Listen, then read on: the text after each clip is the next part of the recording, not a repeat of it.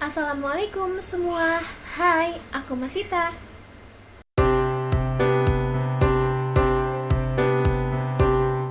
Pernah nggak sih kalian dianggap remeh, dianggap ragu oleh lawan bicara atau audiens ketika sedang menyampaikan pendapat atau sedang menjelaskan materi?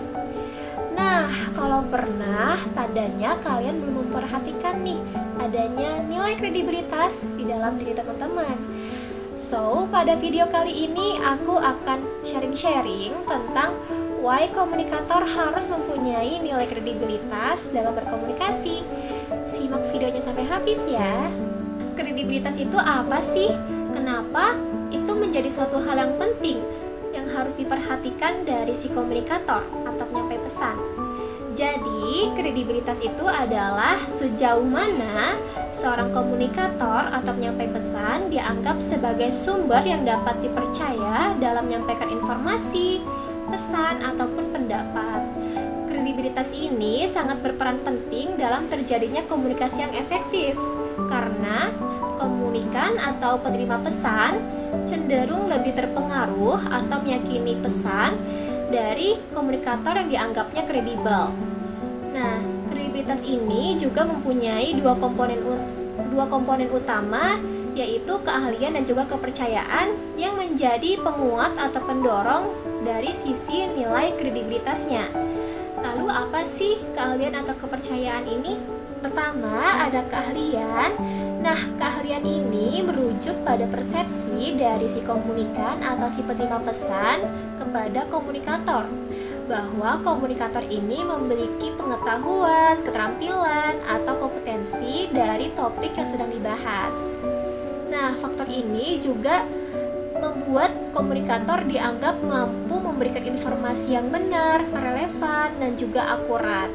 Lalu faktor-faktor yang dapat mempengaruhi persepsi keahlian adalah yang pertama, dari cara penyampaian pesan. Tentu, cara penyampaian pesan ini meliputi gaya bicara yang logis, sistematis, dan berbasis pada fakta. Ketika kalian sedang menyampaikan materi atau ketika menyampaikan pendapat, kalian perlu merujuk pada teori-teori yang sudah diungkapkan oleh para ahli atau data-data yang berbasis pada fakta. Hal ini menjadi penguat atau pendorong dari topik yang sedang kalian bahas. Ini dapat menambahkan sisi persepsi keahlian dari si komunikat. Lalu yang kedua itu adalah penampilan profesional.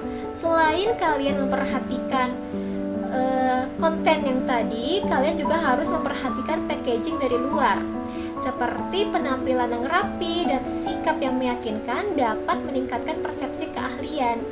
Lalu yang ketiga itu ada pengalaman. Lamanya waktu atau intensitas keterlibatan komunikator dalam bidang tertentu.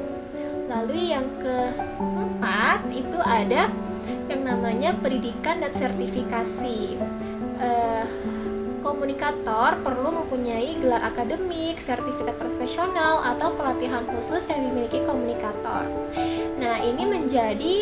Keempat ini menjadi nilai plus dari sisi keahlian. Ini dapat meningkatkan kredibilitas dari komunikator.